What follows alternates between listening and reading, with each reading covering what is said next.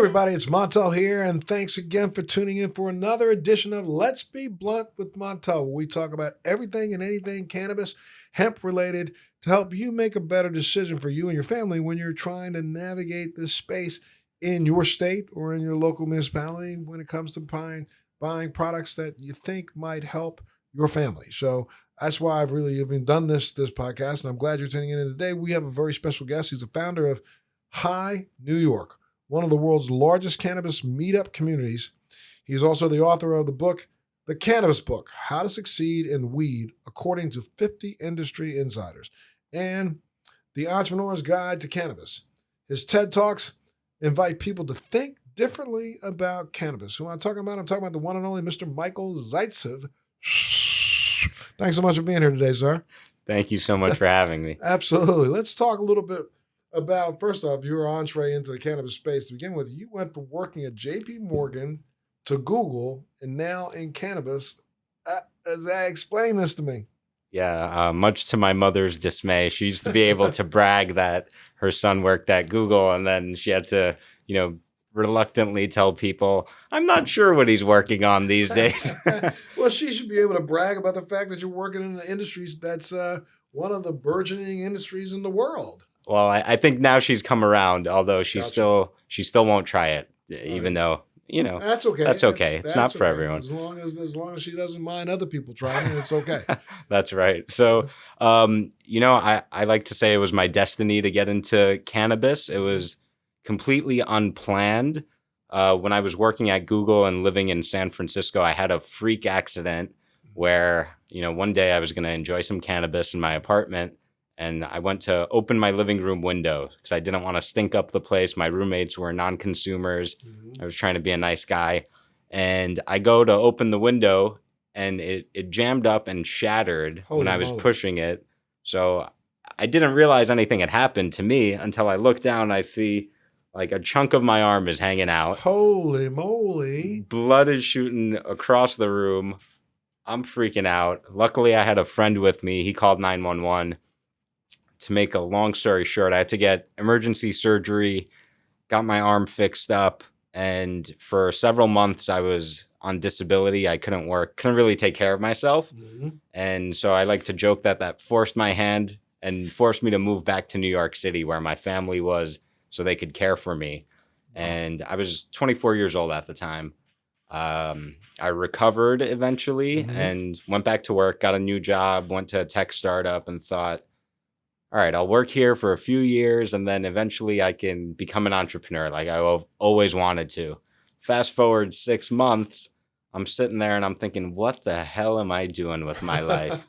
Like, what am I doing? I'm not learning. I'm not excited to be here. I'm dreading my day.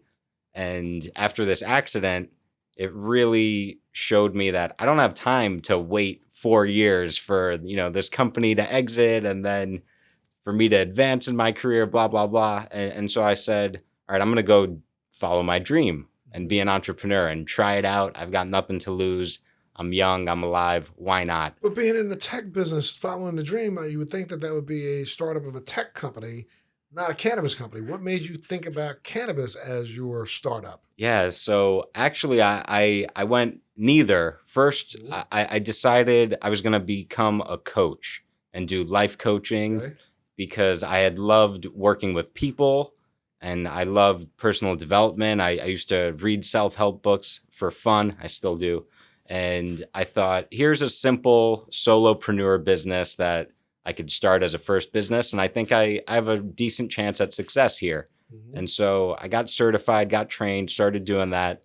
And part of my business development was to go to all these different events happening around New York City to meet tech and finance people who are miserable and say, hey, I know what that's like. Sure. Are you looking to find more fulfillment in life or, something along those lines? And I was networking and just going to a bunch of events because I had all this free time now. And so a friend of mine invited me to a cannabis event and I had been a consumer, a pretty avid, enthusiastic consumer. And I was completely ignorant, didn't know anything. Didn't know why it was illegal. How does it work in my body? Literally knew nothing about the plant except that I liked consuming it. So I go to this event, and that was the first time I learned anything about it. And I met some OG activists who had been doing it for 20 plus years. I met some true medical patients, Sure. which I didn't even know was a thing before. Right. I thought that was a joke. Right. And then I also met people who had criminal records for consuming and were, unfairly targeted. And it occurred to me that, hold on, there's something here. Right. And I had it opened my eyes, that event. And also I had lived in California for several years, and I saw the difference in where California was and where New York was. And I thought, wait a second, how is New York so far behind? As a New Yorker, I thought New York's the capital of the world. We're number one in everything. And I saw that. Number one in everything except for cannabis. Exactly. Well, we might be number one in getting it wrong. Right. Yeah. And just so you know, I mean, I've literally been working in New York and have worked on the issue of cannabis regulations in New York for 20 years. Started back in 2001, and no, close to 20 years. And I remember the first time I actually testified before the New York legislature was in maybe 2001 and a half, talking back then about them trying to implement a bill to help take the patients off the battlefield. And that's been my moniker since really day one. I mean, I get it that states have to figure out what they want to do from an adult use standpoint. But while we're arguing the question, we know for a fact that cannabis has been considered a legitimate drug, even by our own government, for the last 40 plus years. And so therefore, while everybody's trying to figure out what to and what not to do, let's take the patients off the battlefield. Allow for medical distribution of and consumption on a medical basis to start. That's what I've been advocating for 20 years now. And I want to thank you for that, because I know you've been doing this work for a long time. Sure. And have been a champion for especially medical cannabis education. Sure. I think that's unfortunately gets left behind as even now, especially now, right now, today, it's being left behind, where at the end of the day, that's going to be what saves this industry.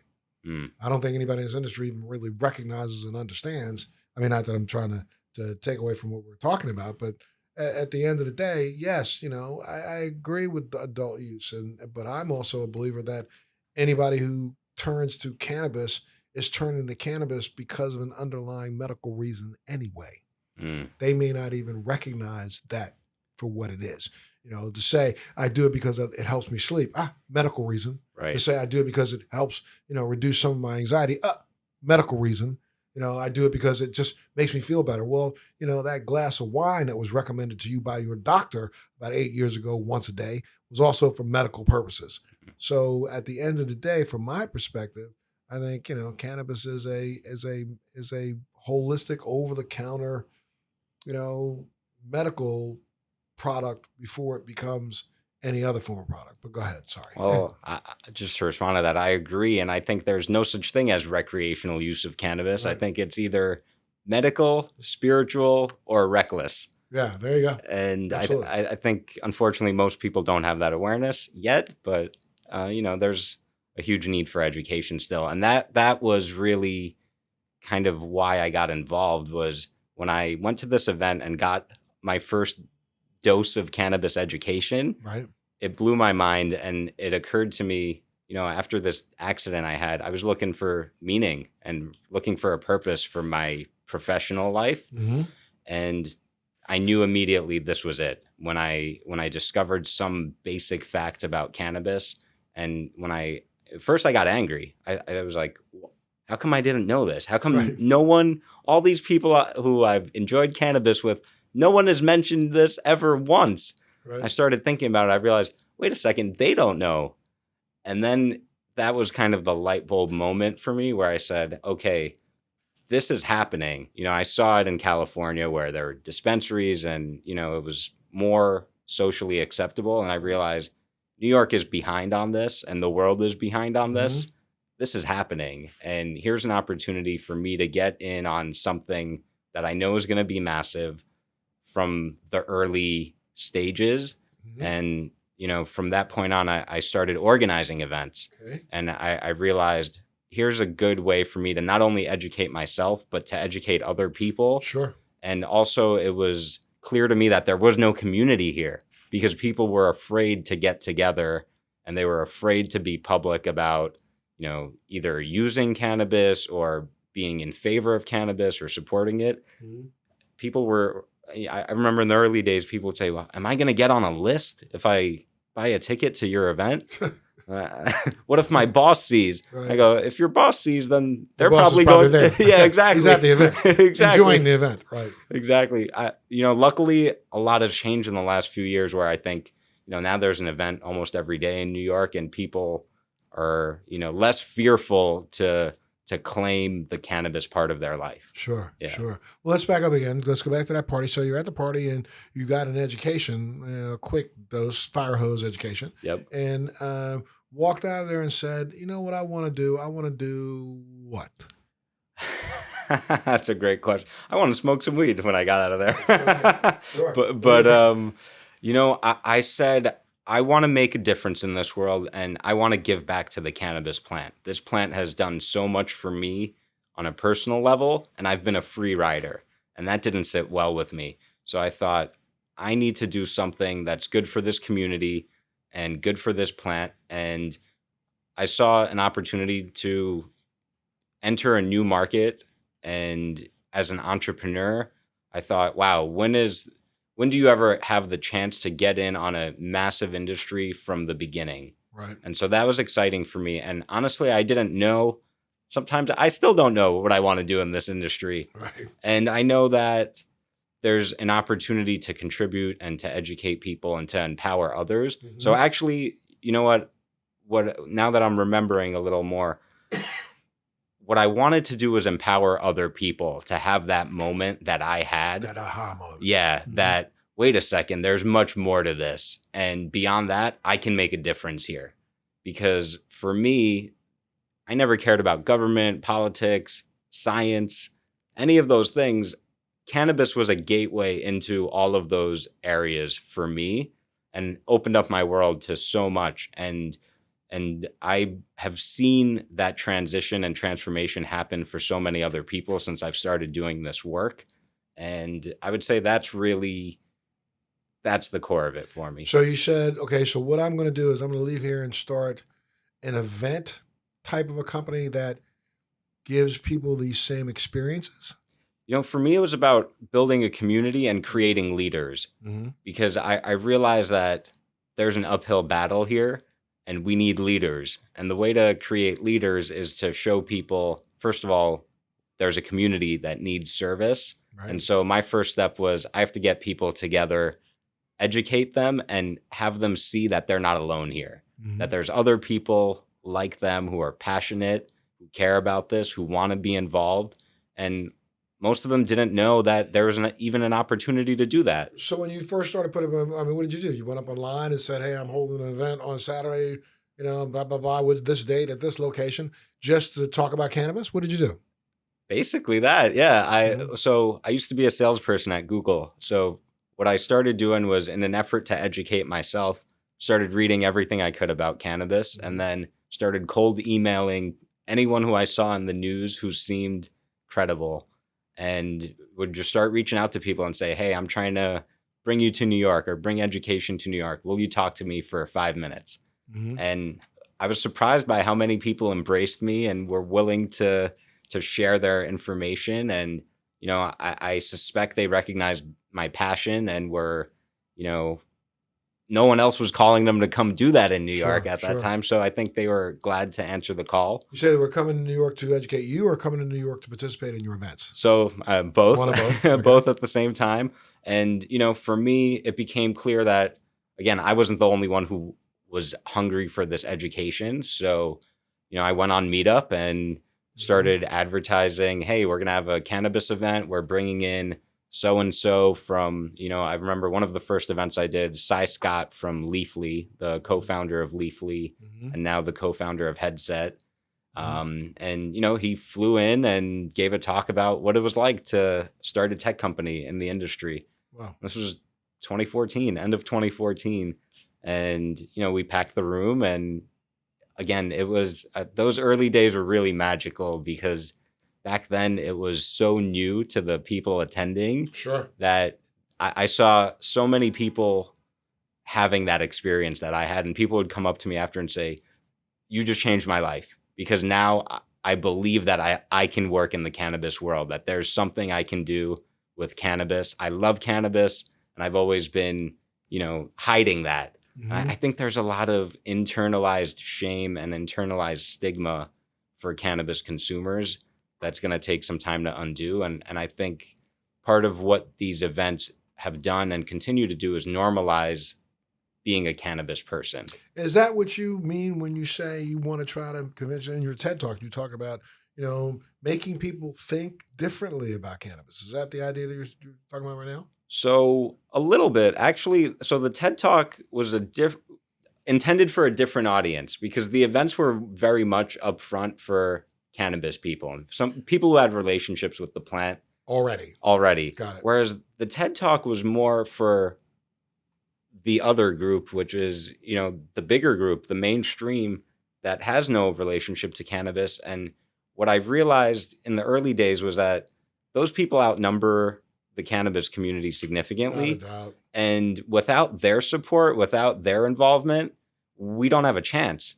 And so my inspiration for the TED Talk was to convince those people, hey, you should care about this. Even if you don't consume it, this is going to affect your life. This is going to affect one of your loved ones. And this is going to affect our whole society. And if you're not being educated and active in this issue, you're part of the problem. I didn't quite say it like that, Sure. but that's my belief, because if you're not, if you're blissfully ignorant like I once was, then, you're letting people control what's going on for you. And when you say blissfully ignorant, I mean that blissful ignorance is at multiple levels. I mean, people don't understand, what and how we're affected by cannabis and how we were genetically made to be affected by, cannabinoids as an antagonist to our own endocannabinoid system. People don't understand that, but forget that for a second. People don't even understand that this is something that, you've been made to feel guilty about of your entire life, but by a government that has used your money to investigate, research, and secure its own patent. Understanding what the viable and what the efficaciousness is of the plant, and having the nerve to write about that themselves in their own abstract of their application for a patent. So then this is something, and the fact that, the U.S. in every single budget approved every single year for the last 40 plus years has funded research in marijuana, not only in the United States, but outside of the United States. People don't even stop to recognize, wait a minute, back, 20 years ago, while they were saying, oh no, there's no medical efficacy, 20 years before that, they were proving its medical efficacy and actually distributing marijuana themselves. We live in a country that, for 40 plus years, our government has distributed, you hear what I'm saying? Distributed cannabis to individuals in this country. And as a matter of fact, still do so today. The federal government distributes marijuana grown at the University of Mississippi. Now I think it's down to 3 patients that started out in that original program, but those 3 patients still get a canister a month from a government that says, I don't understand if it has any medical viability whatsoever. So when you talk about having to educate, I mean, we can go on for an hour just talking about everything not related to human beings and mammals having a system that was genetically built into the body to make cannabinoids an antagonist to our own nervous system. You see what I mean? So it's like when you say you're educating people in I mean, I first of all, I applaud you. Thank you. But, I mean, I think that's still right now today the biggest issue facing this entire industry. It hasn't anything to do. I mean, as much as we want to get the laws right, get the administrative rulings right in every state, get some regulations put in place to help process, distribute, and provide efficacious medication. I think at the consumer education level, you just have to explain and answer the question, why? And that question is still not being answered. I go to dinners. I just did an interview on a television station a week ago, and an anchor looked at me like I was crazy when I said, yes, the U.S. government owns a patent on cannabis. Uh-huh.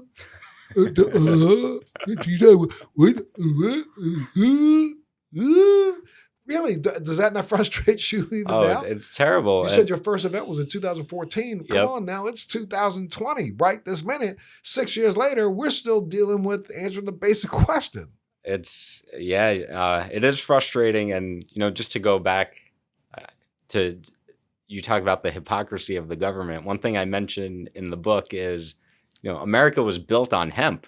If you go back to the founding fathers and all that, it was mandated to grow hemp. We are so silly, stupid, and like lemmings will follow any bull crap that we hear and run over a cliff.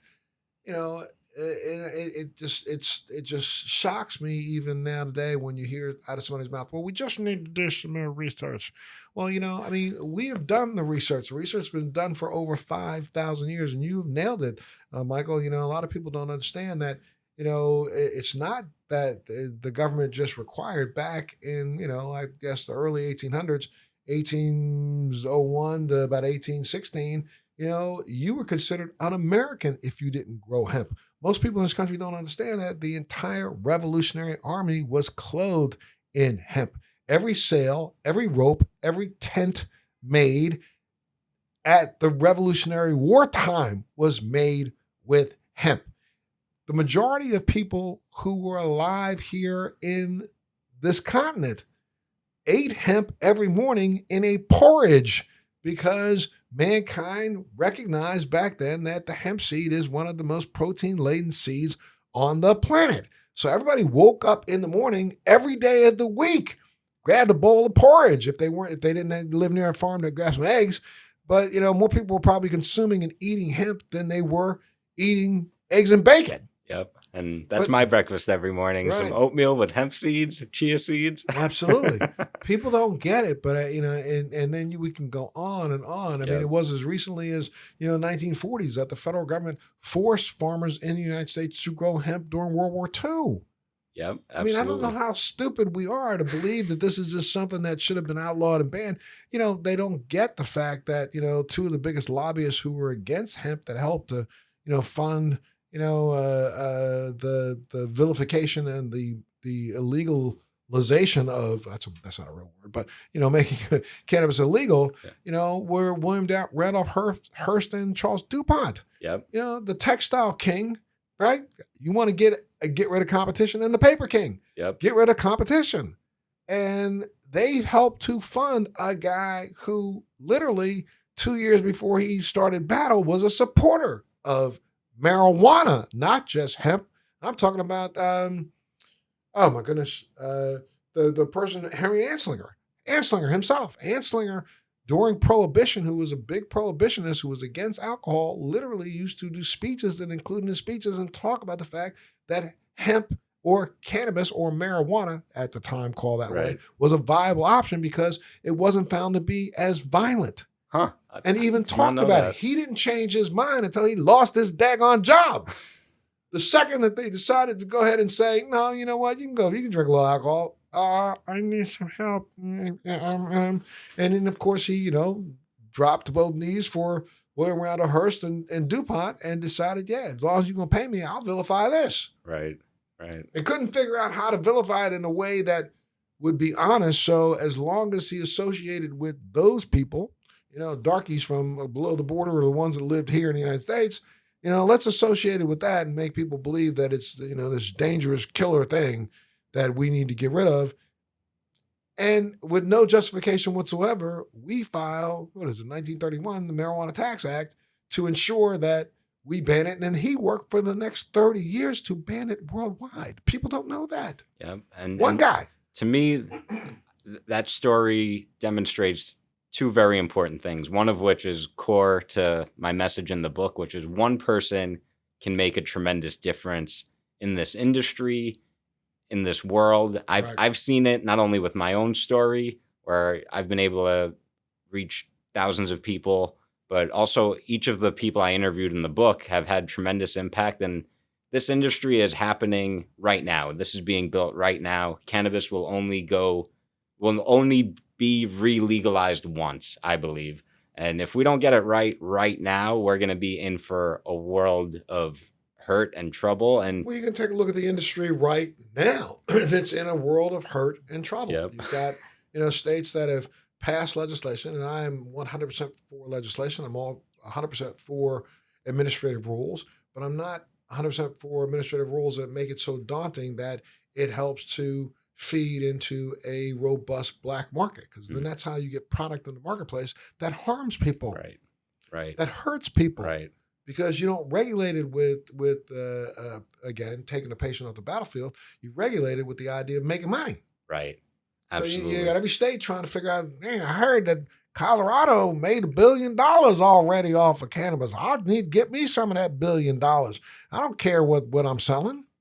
And people don't understand that the bigger picture is, if you try to exploit this plant and use it for injustice, just like the story you told, and that's part of, the anger that fueled my getting into this work, was we have this gift from the universe, this incredible natural resource that can do so much good for so many people and for the planet and animals, and just this miraculous plant. And instead of getting utility out of it, we're actively using it to harm people and to destroy people's lives. And to me, this is the epitome of injustice. And I think what the corporate side of the industry, or the more, I shouldn't say the corporate side, the greedy side of this industry, fail to appreciate, is that this plant has its own consciousness. And if you try to exploit it and use it as a profit maximizer or whatever, any of these things, in the long term, it's going to backfire, and it's only going to create more harm and more damage. And that's really my whole thing with this project, with this book, is this isn't like every other business, and to treat this just as another commodity and to try to profit maximize isn't going to work. And that's been the problem in because of this gold rush, the last 4 years. I think people have come to the table who could care less about the product itself or about its efficaciousness as a medicinal agent. They just see the green rush. It's opportunity, ching, ching, ching, ching, ching, ching. And those who jumped in with the ching, ching in mind have started to realize that, zzz is happening when, their drawers get empty, because they're emptying right now. Yeah. People are turning away from the legal market and turning into the black market. But not only that, and part of that reason is because, we put some, really daunting controls over things that were simple. Seriously, I get the fact that everybody wants to get paid, but you don't have to get paid twice the price of the product. Right. And, or set some fictitious, bottom line for the amount, 40%, 60% tax on something that's supposed to be a medication. Right. It's ridiculous. It's ridiculous. So what are some of the biggest conceptions you see about the cannabis culture? So I think, I'm not sure if I believe there even is a cannabis culture yet. And why I say that is because cannabis transcends culture to me. This plant is such an important part of human culture if you go into the history. Sure. And if you look at the modern day or the more recent history, there's people all over the world who have their own unique cannabis culture. For example, people in India, people in Jamaica, people in the Emerald Triangle, people in the Netherlands, they all have a relationship with cannabis that's unique to their culture. Yes. And my understanding is culture is formed by shared rituals, shared stories, and shared values. And up until pretty recently, in the last, 10 years or so, maybe less, it was dangerous to share cannabis stories or cannabis rituals or whatnot. So, and even still today, we have a very fragmented cannabis culture. That being said, I do believe there are certain cannabis values that are universal. Let me stop you just for half a second because I want to make sure all listeners at home recognize I'm coming to you from New York. This is Manhattan. And yes, you do hear sirens in the background. They're not coming to bust I, Michael. And yes, I did take a hit a couple seconds ago. You might have seen it or not. I don't know if you did, but I did. That's not cops coming up here to bust me. It's just that the background noise. I just got to say that because it's, for a second I'm listening when you were speaking. It's like as soon as you started saying that, the cannabis culture, all of a sudden the sirens started getting louder. They're not coming to bust us. So the prohibitionist alarmists, Yeah, they don't like the truth. No, they don't like the truth at all. But I got to tell you now, see, some things I'm heartened by, some things I'm not heartened by. Mhm. I never hardly discuss, or I don't discuss often on the show, the fact that, I've had my own brand out now for a few years. And that brand name is Lenitive. And on my board of my cannabis company, which would be surprising to a lot of people, is the former head of the CIA, Jim Woolsey. On one of the investors in my company is the former head of Pharma Worldwide, Congressman Billy Tozen. Mm-hmm. The former head of the DLA for the United States military, former Vice Admiral Ed Straw, Lindy Snyder, who runs the Snyder Foundation. They're not coming to bust me.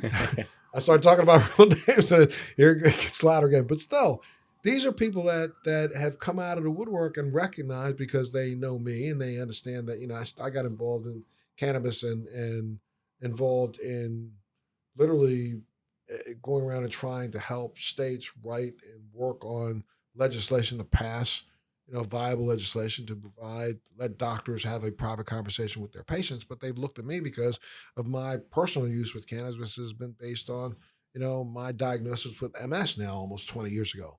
And my journey with MS that has been, significantly impacted by my cannabis use.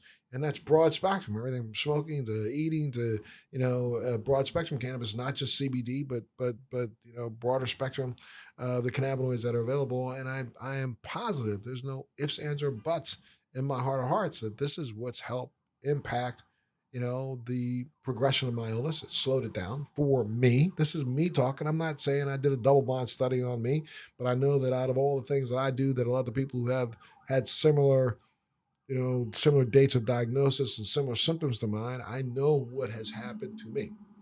Wow, it must be something really heavy going on outside. Now all of a sudden we got the alien cops out there, right?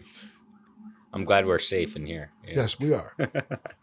So, I just think that attitudes are changing, but unfortunately, the industry's gotten so caught up in the B2B idea of how to make more money than how to ensure there's a demographic that even wants the product. Mm. And you do that by educating. Right. And I think before any of that even happens, before businesses come in and even think about how do I make a dime in this industry, they need to think about how do I undo the harm that was created through prohibition. Yes. Because if you don't have that consciousness about you of thinking long term and thinking bigger picture than just how do I sell this and make money, you're already missing the boat.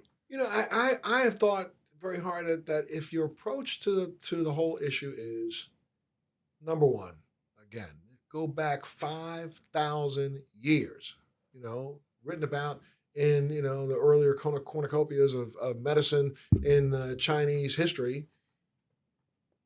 If you look at the multiple usages throughout that entire period of time, did I say 5,000 years? Yes, I said 5,000 years.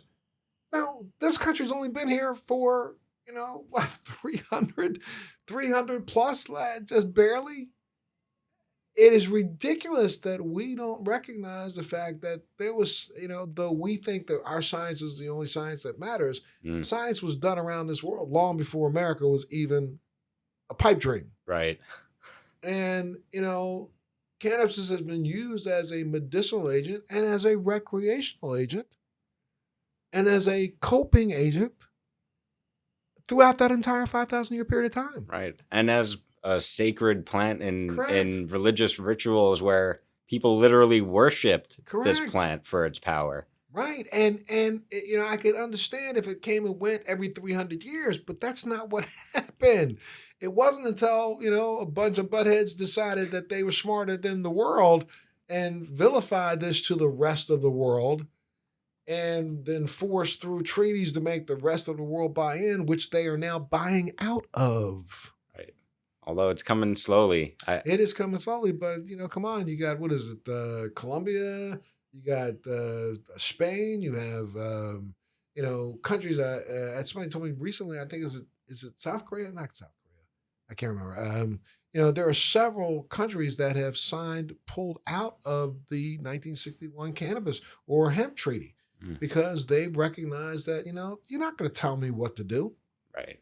You know, and oh, by the way, I'm sick and tired of the fact that your pharma companies keep raising the price on everything they sell me. And we have something here that has been recognized as an agent. You look and go to places like in Israel where, you know, they know for a fact they've reduced the amount of, you know, prescription medication that most seniors take just by authorizing a senior the right to have cannabis as a geriatric drug.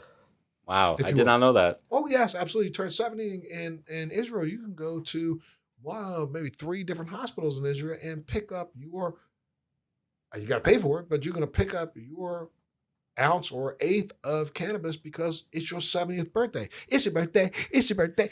No, I mean, I may retire there now. There you go. Well, there's a good enough reason to do so. And, you know, I mean, you also got to remember that, you know, the U.S. government's probably funded about $100 million worth of research in Israel. Dr. Meshulam didn't get the cash that he needed to do all of his experiments from the Israeli government, though there's a recent special out right now showing how he went about starting to investigate. But a lot of that research was funded after the initial tranche of research from his own university. That research was funded by us. The U.S., your taxpayer dollars, not yours, but your mama's, you know, their dollars. We're going to pay for funding that we sent to Israel to validate the efficaciousness of a drug. And that some of that research is still going on now that we're not paying for, but they're going to get the advantage out of when they create drugs that they can turn around and sell and stick up your booty in another way.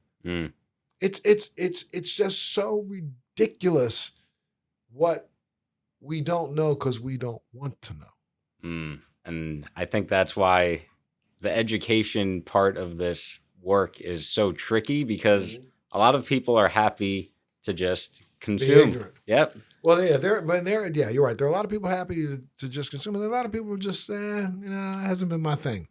Don't even recognize that when you say hasn't been my thing, it could be a thing today. Right. And that goes back to my whole approach with the mainstream audience where they have this attitude of, that's not my issue, that's not my problem.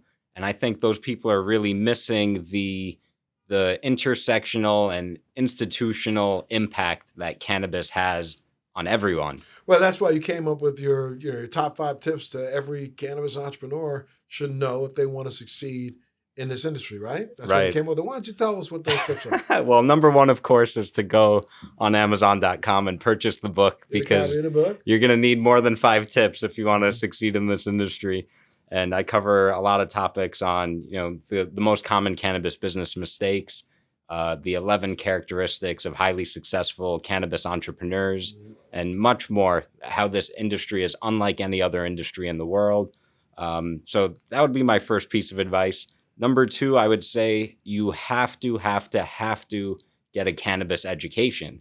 If you don't understand the plant and the history and the science behind it, how could you stand a chance in this industry? And that doesn't mean that you have to go up and sign up for the local, you know, Votech school or local college classes being there. Though I'm really happy to say that it's unbelievable that several universities now are stepping up to the plate and offering, you know, advanced degrees in cannabis and basic degrees in cannabis just to, you know, as part of a national curriculum.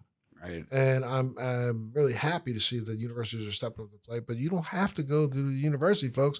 You can go up online right now, and if you Google cannabis and just Google the endocannabinoid system and Yep. then read every single Yep. article about the endocannabinoid system and keep digging until you think you've been through all of them. I'm going to guarantee you it's going to take you more than the 5 minutes that you thought it was going to take you. It's going to take you probably the next 3 months because there's probably about 1,200 to 1,400 published documents out there. There's probably a couple hundred peer-reviewed documents out there talking about the endocannabinoid system. That's just that part. But then we were sitting there talking about history. Well, Google that. Then you start and just go back and look at a timeline for cannabis, and you'll be shocked at the timeline that you'll see for first writing about cannabis and usages and discussion. You'll be completely blown away. And then take a look at cannabis hemp itself. It'll take you probably 3 or 4 months to educate yourself on, well, really, what's the difference? If I really want to get smart about this, I have to really dig deep and find out why one is one and one is the other and why they all start off almost the same. Ooh, that's weird. One's one, one's the other, and they start off the same. That doesn't make sense, does it? Go look it up and it'll tell you, give you some answers. So it's things like that you're talking about. Absolutely. And I include in the book a list of maybe 20 or 30 books, resources, blogs, and sources of information to go get that education. Mhm. And, I'll be the first to admit that I've been studying this for about 6 years now. I'm still just a beginner. Dude, I've been studying this for 20 years and get blown away every Right. other day, a couple of weeks. Just this last week, someone shared an article with me about the fact that, again, and when you look at the science behind cannabis or marijuana, first of all, I want to tell you that there's something called, I did say already, the endocannabinoid system that's antagonized by cannabinoids in a plant. Well, that cannabinoids in that plant, if you listen to or read some of the Western research, they're going to tell you that we've discovered somewhere around 66, 67 cannabinoids. And if you read research outside of the United States, you're going to find out that they say that we've discovered probably around 168. So I don't know what that real number is yet, but I'm going to err on the side of the larger number because we're doing research and actually finding subsets of what we thought was a single cannabinoid, now recognizing that may be 2 or 3. So I get it. But in the last week, science has now identified another 2 cannabinoids. And that means that they discovered 2, and it's a variant. It's called THCP, Yep. which is a chemical that, you've heard of Delta 9 THC, you've heard of THCV, you've heard of THCA. Now there is a THCP and a CBDP. So, and let me blow you out the door with this one because both THC, V, A, P, and CBD, V, P, all originally were CBG. Oh no, what did he say? Yeah, so again, you got to go out and really try to get an education, understand, and what's the difference between CBG and THC and CBD? Well, read it. Right. Learn, study it, think about it, ask questions, go up online, ask some hard questions, and you'll get some hard answers. But again, that education is what you need to even start thinking about before you even start thinking about getting this as a business.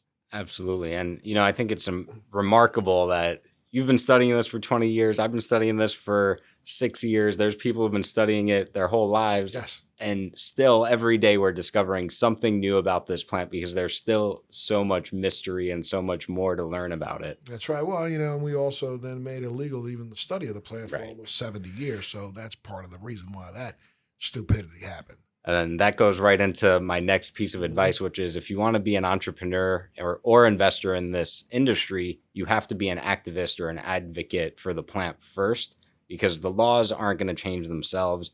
American institutions and many global institutions are decidedly anti-cannabis, and that's not going to just change overnight or by itself. It's going to take lots and lots of work. And without that happening, without healing and justice and repair happening, this industry won't exist. It's not going to survive because they're just going to bake in restrictions that are going to be unfriendly to producers, to consumers, and people will find other ways to, supply and demand cannabis as they have for many years. So along those lines, I would say you have to remember that the plant and the people and the profit, they have different levels of priority. You got to put the people, the patients especially, and then the planet and the plant above profit. And if you Yes. don't have that fundamental approach in your business model or in everything you do in your cannabis consciousness, then you're not going to succeed in the long term or even in the short term, Right. in my opinion. And Yeah. then you say, hold yourself to a higher standard. Yes. And I think because, again, cannabis is different. And for me, cannabis is a powerful tool for personal development and personal growth and empowerment. And it's a plant that provides healing and growth for humanity. I think this plant has sustained humanity. Without this plant, I don't think we might not be alive as a species.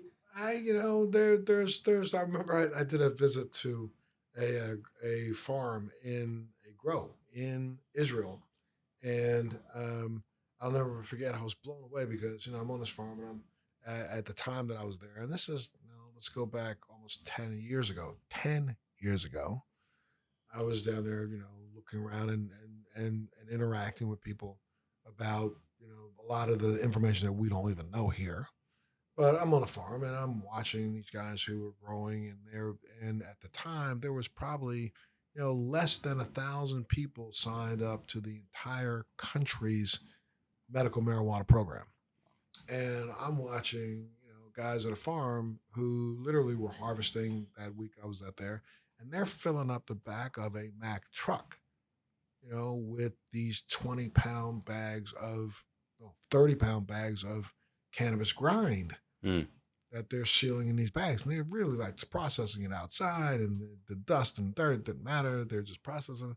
And I'm looking at the back of this truck, and I was like,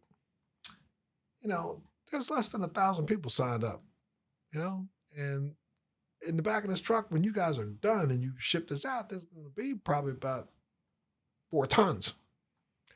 I'm just saying, you're a legal farm and growing for the government program, but you don't have enough people to consume all this. And one of the people who was running the farm said, well, Montel, detente works in different ways. And I thought to myself, I see. So one group's lobbing bombs this way, but if I lob cannabis that way, you don't see a lot of people walking outside having pot bar fights. I mean, that just don't happen. No. But they'll walk outside and have a beer fight in a minute. Oh, yeah. So I see. So detente works in many ways. I gotcha. Okay. I'm not saying nothing about that. I was just asking. Is what I ended up kind of saying. But, I think that's where you nailed it. It's an opportunity where you say save the world. It could have prohibited somebody from making that decision on one night that they would have made to lob something a little bit more powerful than the kind that they were lobbing. Wow, that's an amazing story. And I have one in the book where a veteran who I know who became an advocate, like so many, I got to say the best advocates I know are all veterans. Okay. And so thank you for your service Thank and you. for your advocacy. So I had this story that shocked me when this guy told me, he had been a combat man, and he told me a story of how he was fighting for custody of his son with his ex-wife. It didn't go his way, and he had decided that he was going to murder his ex-wife or his baby mama or whatnot. And he was ready to go. He said, I have nothing to live for if I can't see my son. And he was depressed and clearly had some PTSD, and had decided to do this violent, unnecessary thing. He said, on my way over there, I stopped by, I think he was in Washington Heights. So I stopped by the park. I picked up some bud, smoked a joint, and then I looked outside and I said, wow, it's so beautiful out here. What a gorgeous day. And he said, you know what? I had another one.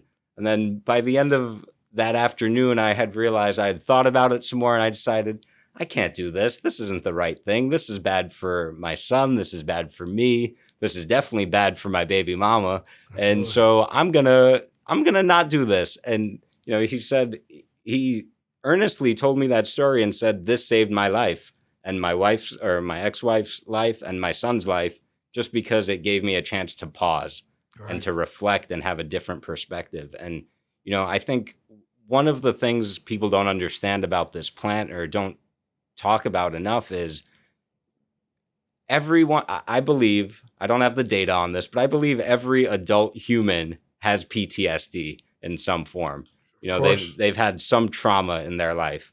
And this plant, from the researchers that I've spoken to and from the research I've done myself, is one of the only effective treatments or tools for healing people from PTSD. And I should back up and say that, again, when I did my visit to Israel, this was now 10 years ago, and they had already implemented a program 12 years ago to actually start to study and see cannabis effect on PTSD for Mm, some of their soldiers.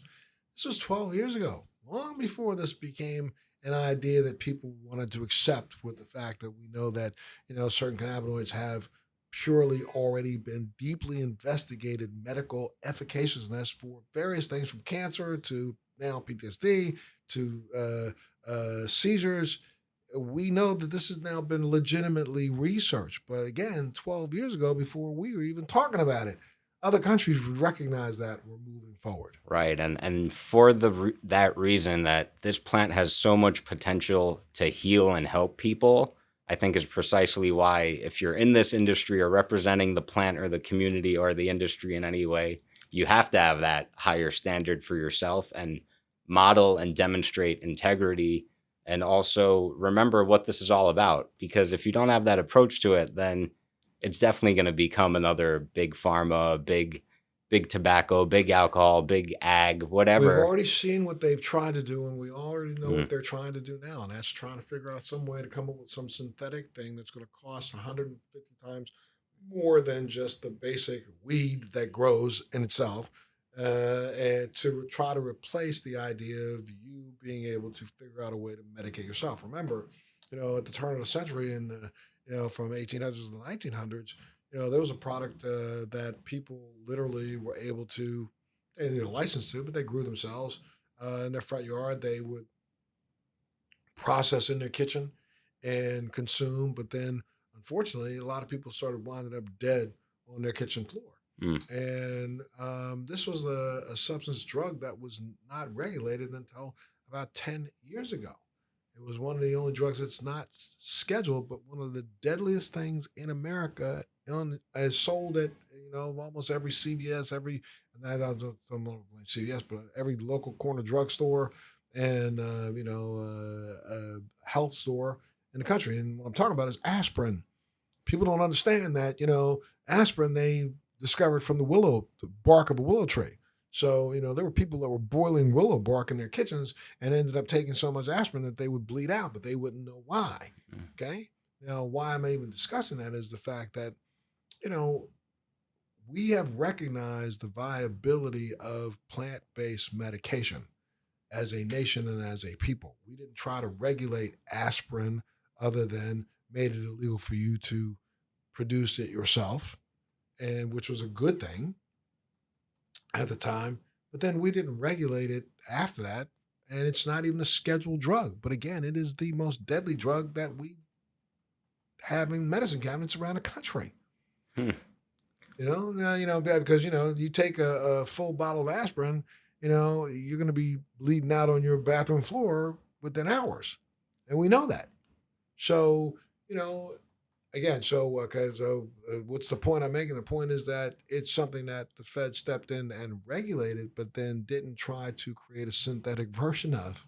Right. And, when I think about synthetic cannabinoids or synthetic cannabis, Marinol doesn't work. I've tried it, done it. right. And I think about K2 and, all Right, the people here in New York where I forgot if it was last summer or 2 summers ago or whatever, right. where, people thought that that was a viable substitute for cannabis. And, it goes back to the endocannabinoid Killing people. system where, and driving people kind of insane, from the reports that I had seen. And it goes back to, the endocannabinoid system that our bodies and all mammals are designed with. We come with endocannabinoid system, standard feature, every Right. human animal. and produce our own cannabinoids, which is anandamide and 2-AG.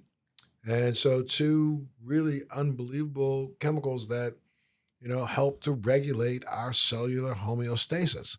We've known this now for a fact. Right. But most people don't know it. Right. And even those who are aware of it, like I, for myself, can't say I know that much about how the endocannabinoid system works and engages with, my nervous system and the other regulatory systems of my body.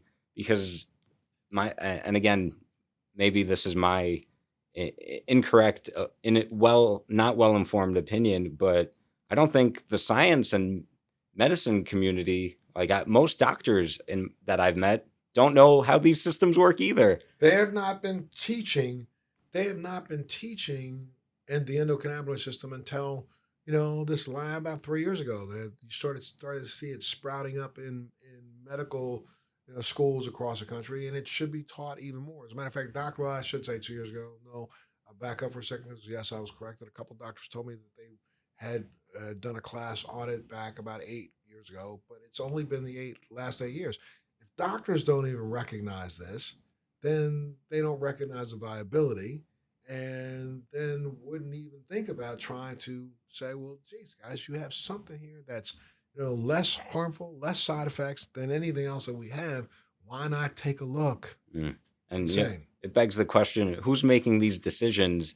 Because the regulators certainly don't have that education if the doctors don't. Right. So who's actually making the decision about how you're allowed to interact with this plant? People who are as ignorant as the former attorney general, who and cannabis has not one bit of viable medicinal purpose. Shut up. You know what I mean? That's crazy. Okay, I don't want to run out of time and not ask. I got a couple more questions. But tell me a little bit about the Cannabis Media Lab. Yeah, the Cannabis Media Lab. We actually just went live today for taking applications to the Cannabis Media Lab, which is essentially a cannabis accelerator and training program for entrepreneurs in the tri-state area, really small business, the grassroots level entrepreneurs. And the program is designed to equip those people with media skills and media training so they could, one, get their stories out there and actually be effective in the crowded marketplace, and two, so they could use quality information and education to be socially responsible and to share that with their customers and communities.